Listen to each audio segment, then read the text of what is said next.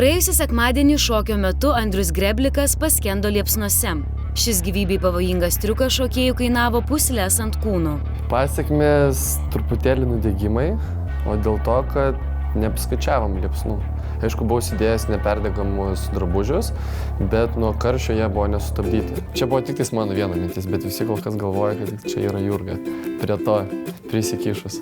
Ir neapsigaukit, kad už tų žydrų akių yra rami siela. Tikrai ne.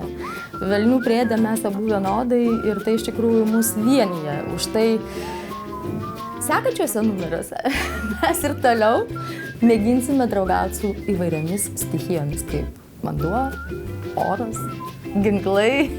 Kad jie nejuokauja ir sustoti neketina, porelė įrodė jau šią savaitę. Jurga į rankas paėmė Winchesterį. Tu Jėzus Marija, čia geras.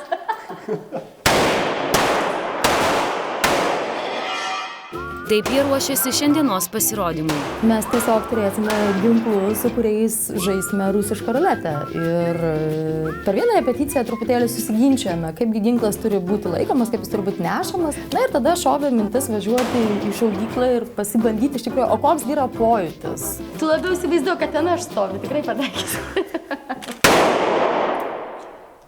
O?